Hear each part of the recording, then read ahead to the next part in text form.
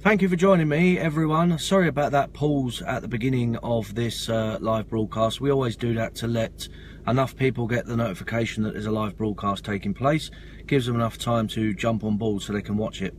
And sorry about the last time we tried to go live.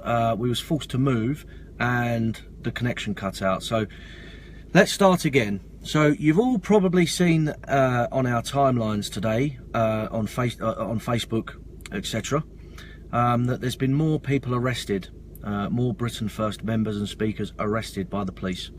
So let's just go through that very briefly. So all the way back in August, there was a rally that took place in the city of Belfast. It was a rally against terrorism, not against Islam or immigration or anything else that's contentious. It was a rally against terrorism because Britain, obviously London and Manchester had been suffering some horrible terror attacks. So an elected Belfast city councillor invited 4 speakers over from the mainland to speak at this independent rally against terrorism in Belfast. So the rally took place. It was a great success. It made the news. There was 150 people present. It went very well. Some good speeches by all the speakers that came over. So there was myself and Deputy Leader Jada Franson and 2 of our new speakers, Paul Rimmer and John Banksy. We all went over there, no problems. The rally was a success. We all went home and we thought nothing else of it. You've probably all seen the speeches from that day, or at least. So following on from that, 2 months later, or maybe 3 months later, I can't actually remember the date, I was accompanying Jada to a London police station where we have to sign on every Saturday these stupid bail conditions that have been forced on us by the police.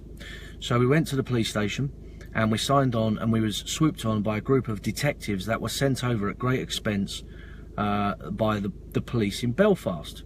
Their job was to seize Jada and cart her off back to Belfast to face interrogation, and she ended up being charged.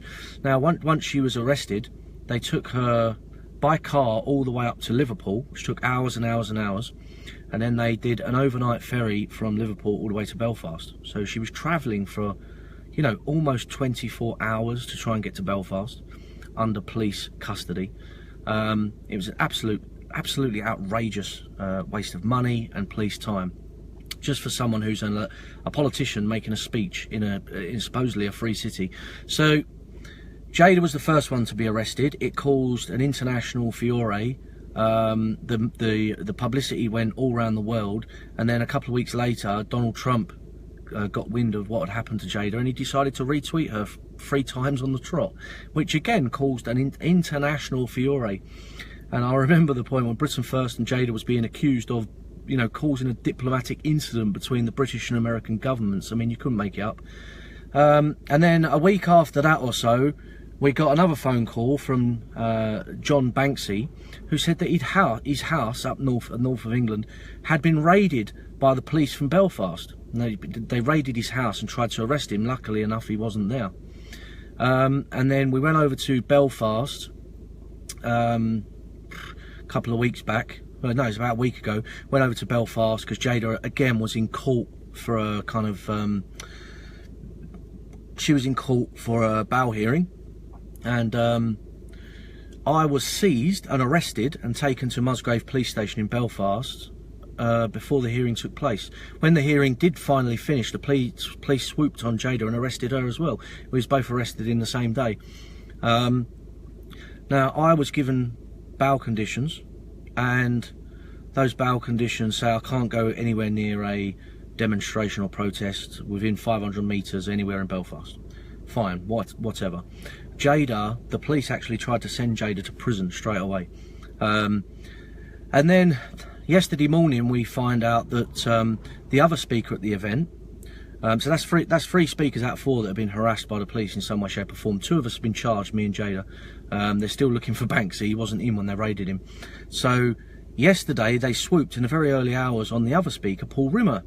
They arrested him, flew him from Liverpool all over to Belfast, interrogated him, charged him, and then flew him back to Liverpool just for making a speech.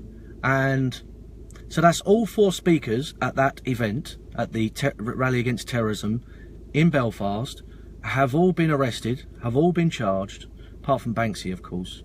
And like in the case of Jada, they, after her bail hearing, they tried to remand her to prison, wanted to stick her immediately into prison for making a speech.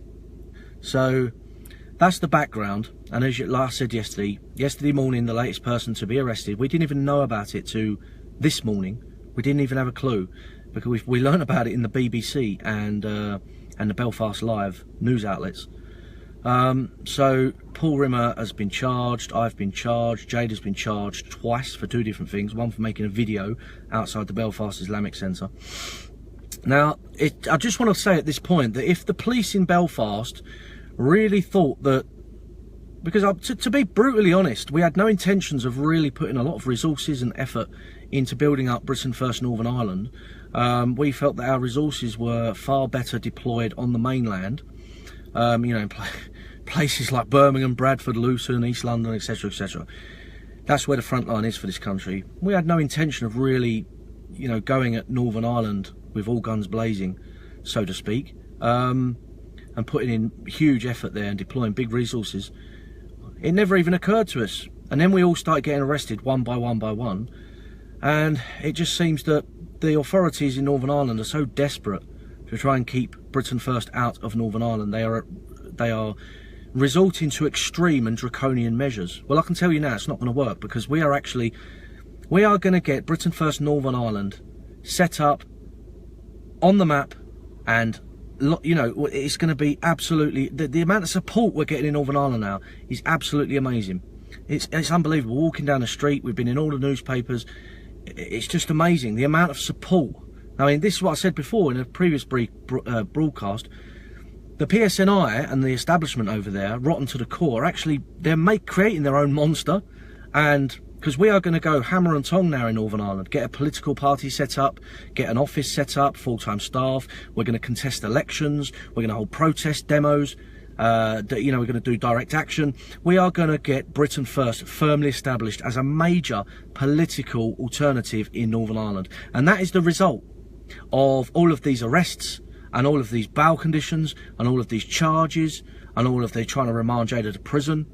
You have shown the world how corrupt and stinking you really are, and we are going to go hammer and tong to establish a political alternative to your corruption and your treachery. So, you know, in a few years' time, they will look back and think, wow, we really shouldn't have arrested them that time. We should have just left them be. But unfortunately now, the genie's out of the bottle, and Britain First Northern Ireland is now firmly established, and we are going to be organising activities, standing in elections, holding, you know, protest demos, direct action everywhere across Northern Ireland. And you've only got yourself to blame if the people in the police and Sinn Féin and the establishment over there, you have only got yourself to blame. You can arrest Paul Rimmer, John Banksy, Jada, myself. You can arrest all of us. You can put us on bail conditions. You can send us to prison. It doesn't matter. You have shown the world just how corrupt and treacherous you really are. And this is a direct assault on freedom of speech and democracy, and it's going to fail, and it's going to fail big time, because the only thing that's going to come out of this is a big, strong Britain First Northern Ireland with a lot of support, a lot of recognition that we never would have had hadn't you done this. So you've only got yourself to blame. Britain First Northern Ireland is a monster of your own creating. So thank you very much for that, but it's going to fail, and you're not going to stop us no matter what you do, what you throw at us. No amount of harassment or persecution or bail conditions or prison terms are going to stop this movement from saving our country and holding all of the politicians to account for their crimes against our people. That's all I've got to say. And if you can post a comment there giving your support to Paul Rimmer, who spent the whole of yesterday in police custody, please leave a comment there and show Paul that you're behind him, you're behind John Banksy, you're behind Jada and behind myself. God bless you all. Thank you for listening, and we'll provide. We will make America great again.